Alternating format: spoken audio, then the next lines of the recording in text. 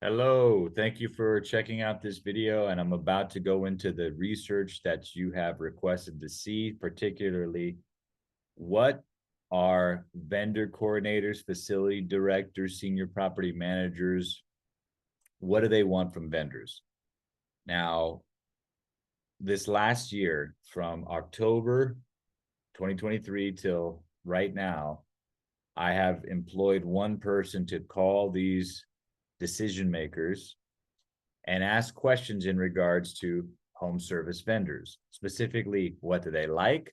What do they not like? Why do some people last and get millions of dollars of business? And why do some people just try one time and they fizzle out, right? And for us, you might be wondering, well, why did you even do that research? What's it matter to you? Okay, well, let me just tell you why I did this research. So I own a company called PMHOA Pro.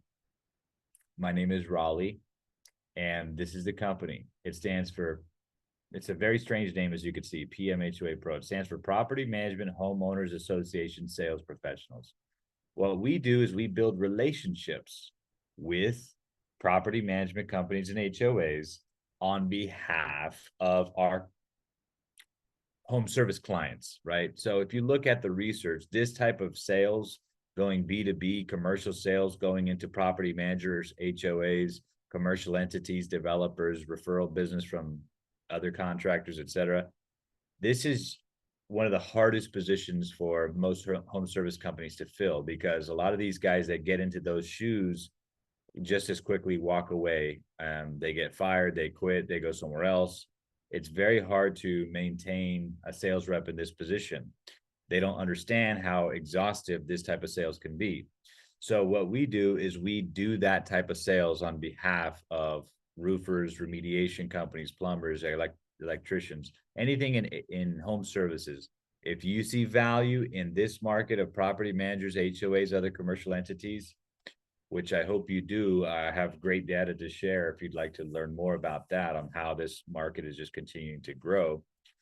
Um, that is why we have a vested interest in learning what is really in their head, right? What does the facility director want to see? What does the senior property manager want to see? What is the maintenance supervisor, the maintenance coordinator? What are they looking for in vendors? Because if you think about it, some vendors, they have several very profitable relationships. They're doing $1 million from this company, they're doing 500 from this company, they're doing 250, 300,000 for this company, right? Then you look at the other side, most vendors do not have a good relationship. They might have one that calls them sometimes, but not really something substantial. So we wanted to know, well, what makes the difference from their vantage point, right? What is it about certain vendors that win and most that fail? Because most fail. If you look at this and you see, well, how many people try to get their business and how many people fail, it's a huge amount that fail. Okay, majority fail. So this last year, I employed one person to pick up the phone and call these people. We gave them a gift card, okay, Starbucks gift card, and we just wanted to pick their brain for 20 minutes and ask them these questions. And I'm going to show you what these questions are in just a moment, and I'm going to give you the data in just a moment. And that's all this one employee did for a year, okay? And they're still doing it, actually. We want to get to 100, 200 of these surveys, so we can continue to refine the data. And what we do when we get the data is we utilize it in our sales campaigns. So we've built sales systems for this market particularly. And by the way, if you're interested in that, I have another video I could send you on that, on how we've taken this data. Because if someone says, hey, look, Raleigh, what I really want in a vendor is I want XYZ. And if I see that repeatedly, time and time again, everyone's saying XYZ, then what do? Then I have to take that information and apply it to our sales system, so that when we sell to this market on behalf of our roofers, contractors, electricians, landscapers, home service companies that we are representing, then we know what gets those people going, right? We know exactly what to say, and we kind of like, we kind of, we go into the matrix and come out the other side with the right information for them. So they're listening to us, but it's really a mirror image of what they want. So it's a beautiful thing. And anyways, so that's why we have conducted this research. Now I have a lot of information to share. I'm going to do this in two parts. Okay. So I'm going to give you the first two questions that I shared in my email today. And if you'd like more information, I could send you the next part just so this video doesn't get too long here. So let me show you two things that are very, very interesting. Let's look here first. Here's one of the questions that we asked, and we have, as you can see here, this is only question number 10. I actually have 30 questions that we've asked. So there's going to be tons more content on this if you'd like to see it. Very, very revealing content that you would want to know, especially if you have an interest in this market. All right, so here's the first question. If you had to choose just one thing, what is the number one factor you look for when choosing a preferred vendor? What would you say? If you had to choose just one thing, what is the number one factor you look for when choosing a preferred vendor? Well, let's look at the data here. How many of you, let's take a guess here. How many of you would say pricing? Pricing is the number one thing, because a lot of people say, well, these guys are cheap. They just want the lowest bid. Let's take a look. Let's see what they said. As you can see, the great majority said reliability. They did not say affordability or price. Price is at the very bottom, believe it or not. Look at that.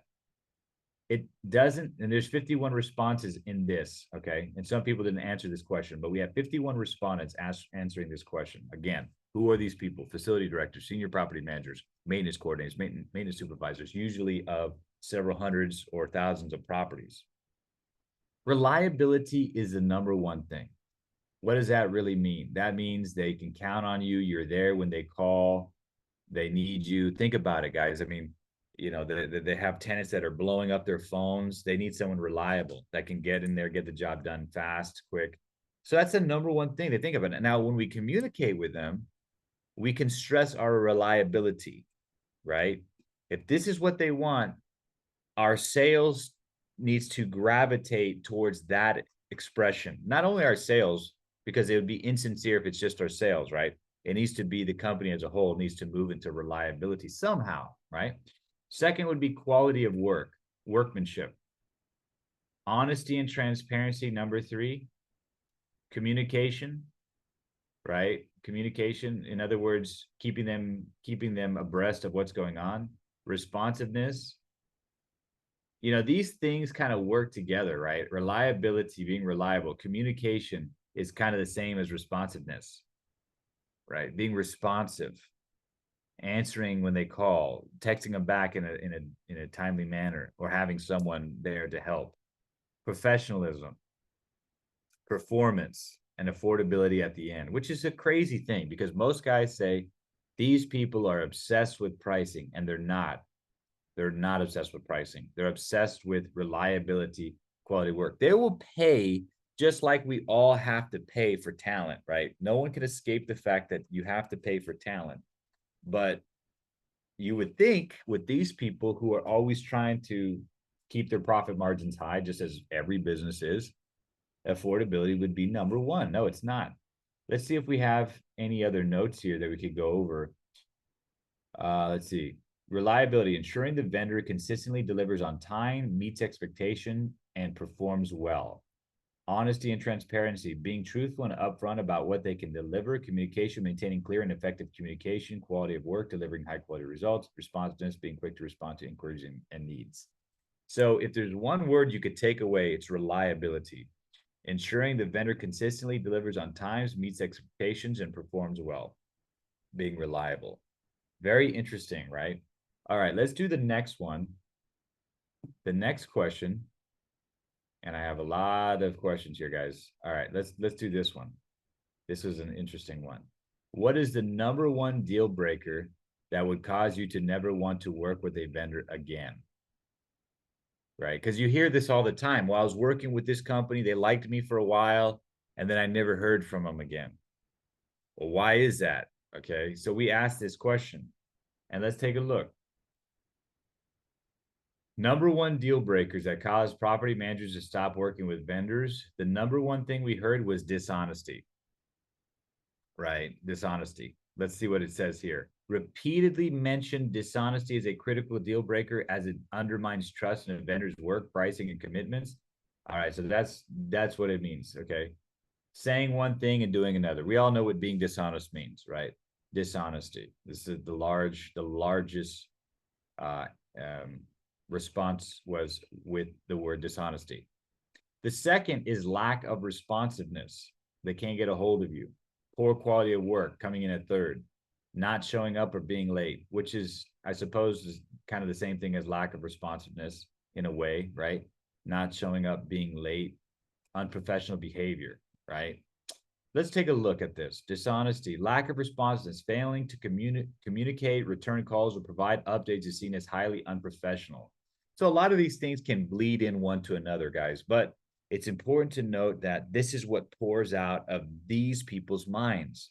These people are very, very important in growing your business, in my opinion, humble opinion. And why do I say that? Well, I'll get to that in a moment.